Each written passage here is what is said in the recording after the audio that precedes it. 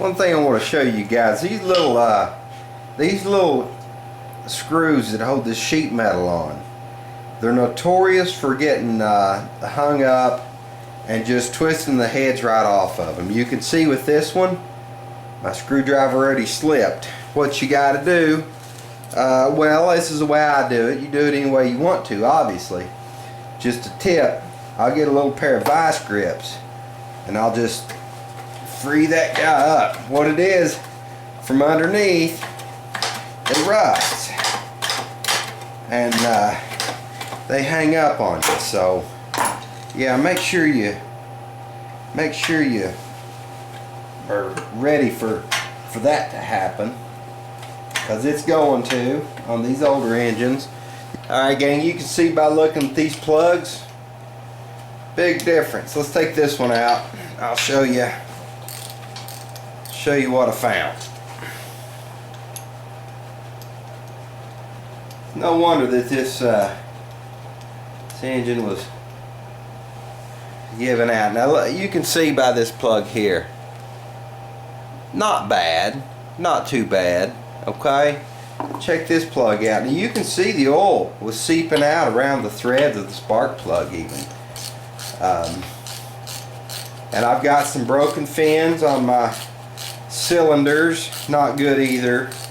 I'll show you those in a minute. This little motor had seen better days. Seen better days. Now check this out.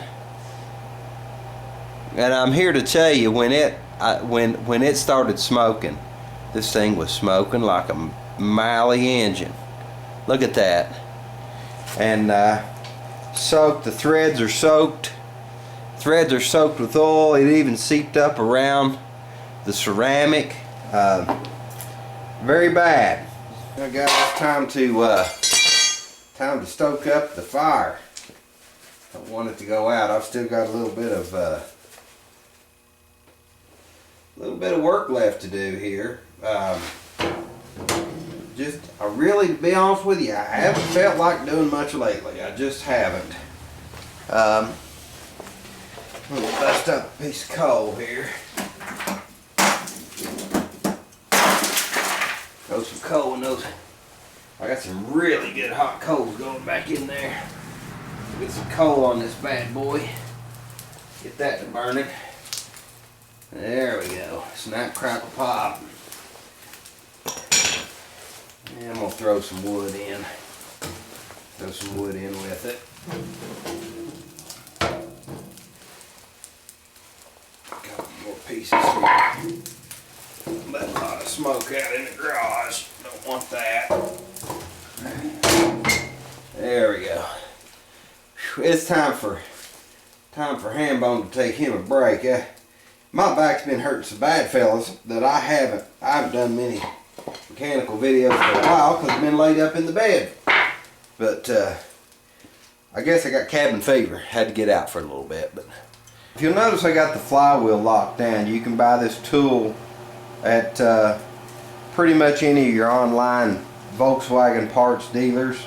It locks the flywheel from turning, regardless of what you're doing with the engine, what you need it for, whatever.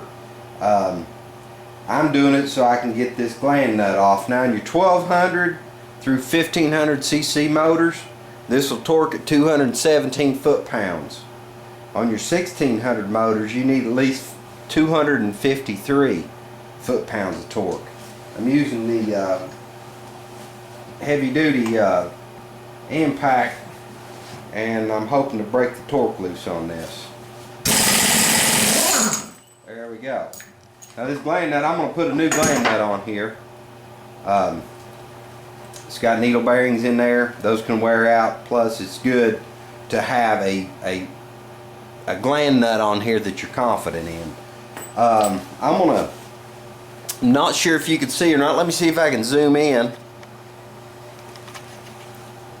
Okay, if you'll notice, this flywheel only has 4 dowel pins.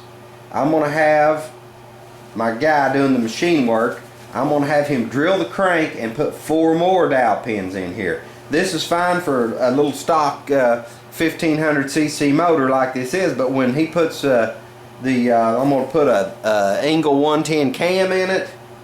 I'm going to have 94 millimeter jugs and pistons. You're talking about a whole lot more horsepower, especially I pretty much decided to go dual carbs on this motor. So there's going to be a lot of torque on, going on this flywheel here. So I'm going to have it drilled for the 8 dowels.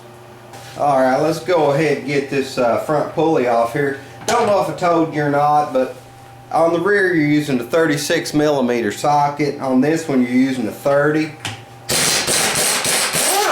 You can reuse this nut here. It's not critical. Not critical like the like that front one. Sometimes these pulleys come right off, sometimes they don't. Just depends. Okay guys, we're set up and it's we're going to get this off here. There we go. Let's go ahead and get this flywheel off here. I'm going to undo my, take my flywheel lock off. Been talking to old Pappy, new buddy of mine on the YouTube. He's got his Cub Cadet projects going there. It kind of inspired me. I need to get my 102 in here. I've got a bad ignition switch on it, and I've got a flat tire. Need to get those things fixed and get my plow on it. This shoveling snow, that don't work for me. You guys know I've got a bad situation with my health, and shoveling snow is not something that I enjoy very well. Anyway, I'm going to go ahead and see if I can get this flywheel eased off of here.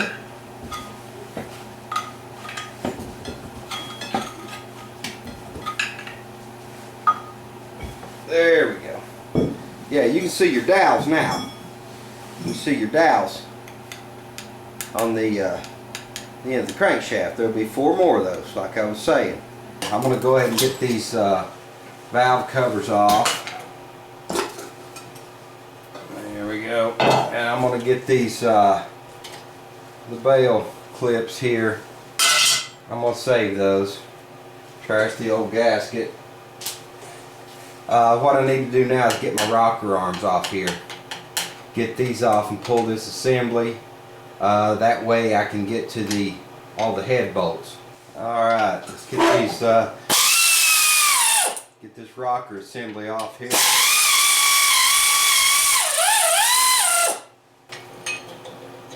Alright.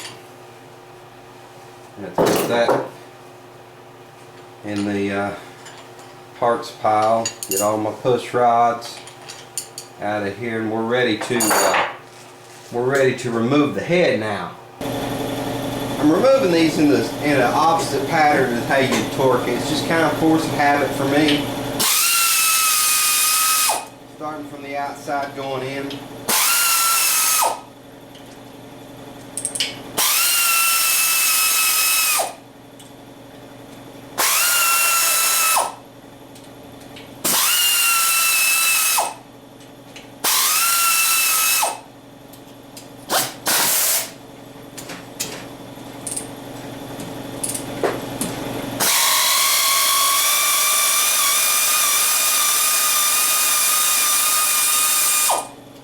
Alright guys, these washers, they go behind the nuts that hold the head on. What I'm doing, I just got a little magnet. You want to keep those. Those are a specific washer with a specific reason. If you use a regular type washer on here, you could affect the torque value, which you don't want to happen. We're ready to get the head off now, and I've got just a rubber mallet. Not that I'm going to use this head, but I don't want to tear it up. Somebody may, if they're doing a restoration, they may want to buy these heads. Not really my thing. I'm also, be careful when you do this. If you need to pry it loose a little bit. You don't want to bust the cooling fins. You know, that'll ruin your head. Nobody wants to buy a set of heads with broken cooling fins. So there it is. You see the push rod tubes, they came out with it. I'll pop those out later. Alright guys, I'm taking off a crucial piece of cooling tin here.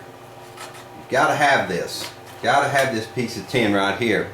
And it goes up. These right here kind of go in between your studs. Okay, and that holds it, but you need that. You need that to direct the airflow and make it cool right. Let's go ahead and see if we can pull these cylinders off.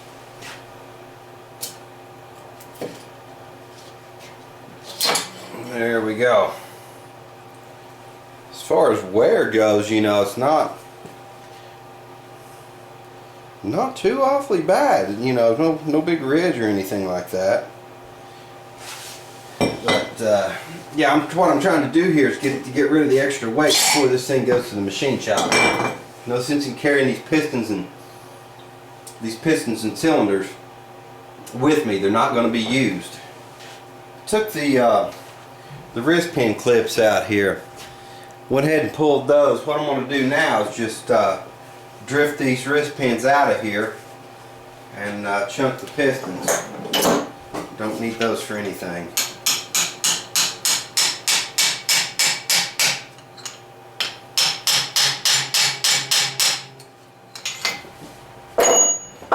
There we go. Now all I need to do is just kind of do likewise. All you really need to be careful of here when you're drifting that through, you don't want to be too rough on any parts you're going to keep, like your rod bushing, for example. But yeah, there's one. Just going to repeat the process, guys. I don't want to bore you with anything because the rest of it is pretty much just repetitive. Alright guys, I was going to show you here, we determined that number 4 was the culprit. But when I got the cylinder off, you can see just a total meltdown here. There's why I was burning all the oil. Big old divot here. Let me see if I can get the cylinder. Give you a shot of inside this cylinder. Let's see the lighting here. Yeah, okay, now you can see here.